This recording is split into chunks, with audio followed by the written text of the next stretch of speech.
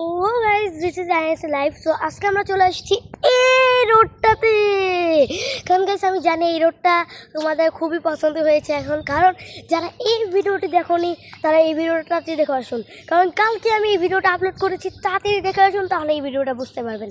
কারণ ওইখানে একটা প্লেন ক্র্যাশ হয়েছিল। সো আমি বলেছিলাম যে আমি ভেতরে ঢুকবো, সো আজকে আমরা ঢুকবো। সো কিন্তু প্লেনের ভেতরে ঢুকাতে পারবো না, আমি পারমিশন নিয়েছি কিন্তু ঢুকতে দিবে না, কিন্তু আমি প্লেনটা সাইড দিয়ে আপনাদের দেখাতে পারবো। সো চলো, খুবই এক্সাইটেড আমি, এর জন্য আপনাদের জন্য আমি চলে এসেছি প্রায় 6:55-তে। চলো দেখা যাক আমার সাথে কি হয়। সো গাইস আলহামদুলিল্লাহ আমরা সাইকেল শুরু করতে পারলাম। সো এখন যেহেতু প্রায় 6:56 মতো বাজে, তখন আমরা খুব বাতাস পাচ্ছি। সো দেখতে পাচ্ছেন এই যে এই জায়গাটার পরে ওইখানে একটি প্লেন ক্র্যাশ হয়েছিল। ও মাই গড গাইস, দেখতে পাচ্ছেন ফুল ফাঁকা। আমি এক হাতে সাইকেল চালাচ্ছি আর এক হাতে আপনাদের মোবাইল দিয়ে দেখাচ্ছি, আর এইটাই হচ্ছে সেই প্লেন ক্র্যাশের জায়গা। হোয়াট, দরজা কেন বন্ধ? ও মাই গড, সো আমি ঢুকবো কীভাবে গাইস? আমি আপনাদের বলেছিলাম আমি দেখাবো, সো দেখবো কীভাবে গাইস? দাঁড়া আমাকে সাইকেলটা সাইড করতে হবে। এই ডান পাশে না না এখানে কাজ চলছে, সো বাম পাশে রাখা যায়। চলো বাম পাশে রাখা যাক।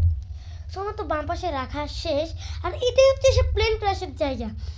আর এই যে দেখুন, এটা হচ্ছে একটা সৌদি আরবের প্লেন।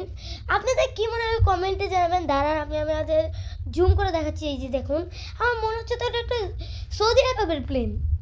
আপনাদের কি মনে হয়? কারণ এখানে আরবি হরফে লেখা আছে, মেন একটা সৌদি আরবের প্লেন হওয়ারই কথা। সো গাইস পাচ্ছি না তো, আপনি আমাদের প্রমাণ দেখাচ্ছি গাইস।